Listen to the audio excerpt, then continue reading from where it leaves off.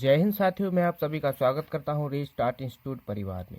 आशा करता हूं आप सभी अच्छे होंगे, मज़े से पढ़ाई कर रहे होंगे।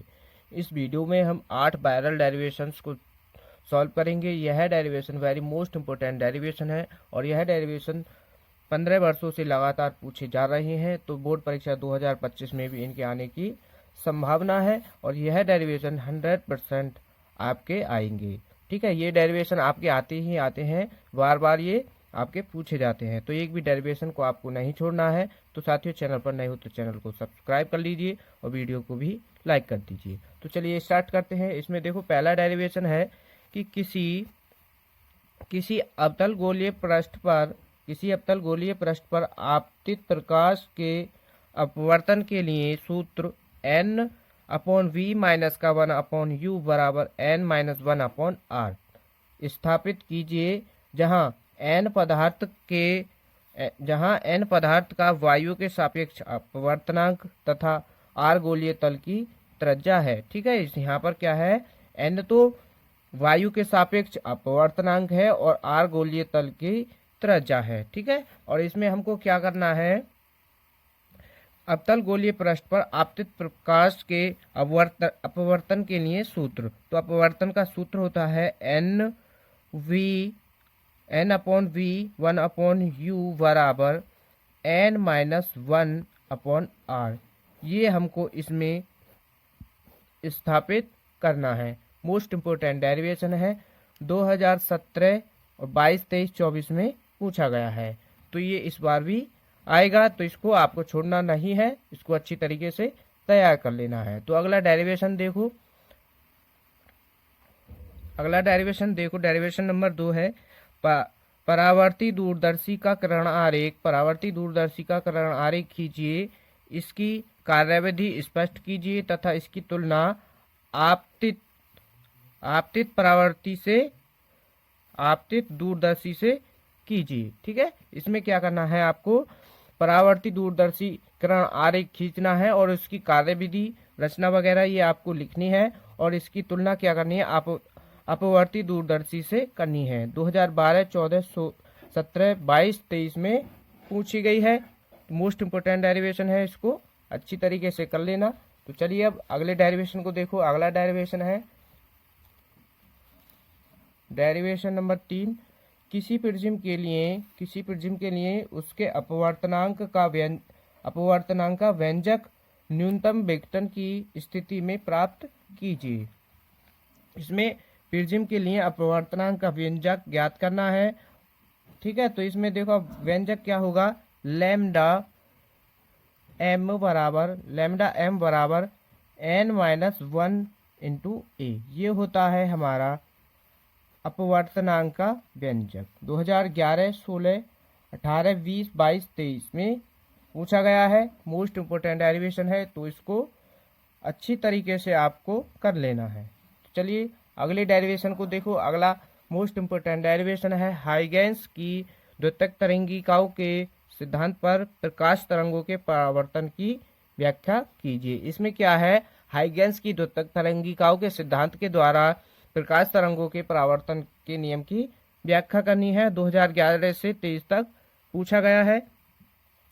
तो इसमें देखो, परावर्तन का नियम क्या होता है हमारा, कोण I बराबर कोण R।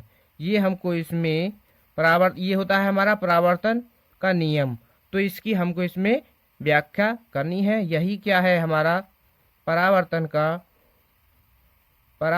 का नियम। ठीक है, यही क्या है, परावर्तन का नियम है। ठीक है, तो इसमें हमको कोण I बराबर कोण R, इसकी हमको व्याख्या इसमें करनी है। इसका ही हाइगेंस की द्वितीयक तरंगिकाओं का ही एक और आपका सेम यही क्वेश्चन है। उसमें क्या है, यहाँ पर देखो, इसमें पूछा है परावर्तन की व्याख्या कीजिए, परावर्तन नियम की, और इसमें क्या करना होगा, हमको अपवर्तन नियम की व्याख्या करनी है। और इसमें पूछा है कि तरंगाग्र क्या होता है, तो आपको इसमें क्या करना है, पहले तरंगाग्र बता देना है कि तरंगाग्र क्या होता है, फिर आपको इसमें हाइगेंस की द्वितीयक तरंगिकाओं के सिद्धांत के तरंगों के लिए अपवर्तन नियम की व्याख्या करनी है। 2011, 13, 18, 22, 23, 24 में पूछा गया है। तो यहाँ पर देखो, ये तो था हमारा परावर्तन नियम और यहाँ पर अपवर्तन नियम। तो अपवर्तन नियम क्या होता है, sine I upon sine R बराबर क्या होता है एन। यही क्या होता है हमारा अपवर्तन का नियम, अपवर्तन का नियम, यही क्या होता है अपवर्तन का नियम। और इसको ही हम क्या बोलते हैं, स्नेल का नियम, स्नेल का नियम। ठीक है, इसको भी हम क्या बोलते हैं, स्नेल का नियम। मोस्ट इंपोर्टेंट ये सभी डेरिवेशन है। तो अगले डेरिवेशन को देखो।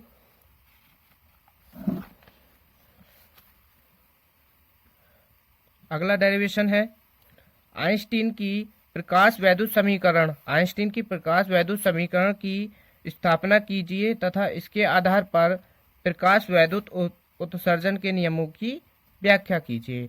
इसमें आपको सबसे पहले क्या करना है, आइंस्टीन की प्रकाश समीकरण, इस ये वाली आपकी आइंस्टीन की प्रकाश समीकरण 1/2 mv² बराबर n v माइनस का v नॉट 0, ये है हमारी आइंस्टीन की प्रकाश वैद्युत समीकरण। आपको इसकी व्याख्या करनी है और इसके आधार पर आपको वैद्युत उत्सर्जन के नियमों की व्याख्या भी करनी है। 2011 से 17 तक पूछा गया है। तो बोर्ड परीक्षा 2025 के लिए मोस्ट इंपोर्टेंट डेरिवेशन है।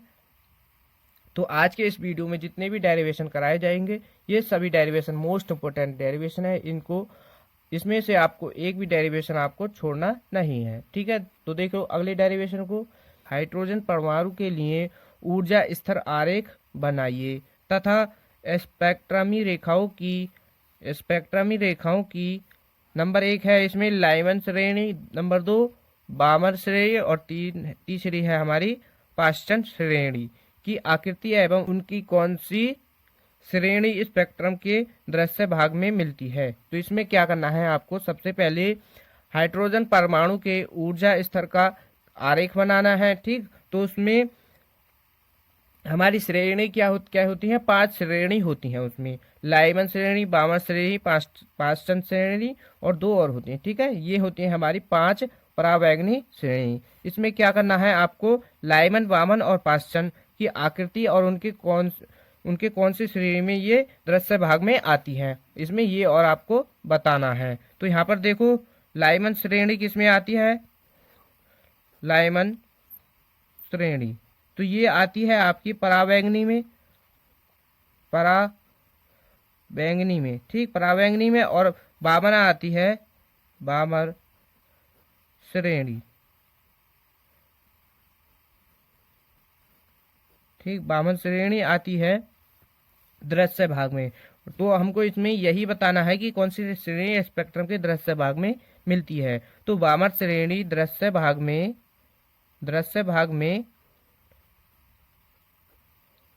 मिलती है,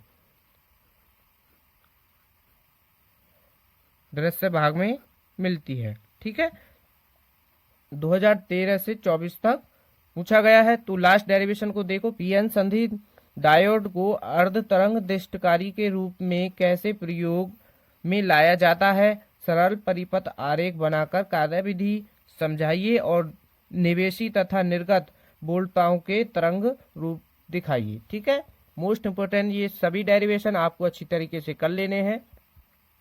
तो साथियों, चैनल पर नए हो तो चैनल को सब्सक्राइब कर लीजिए और वीडियो को लाइक कर दीजिए।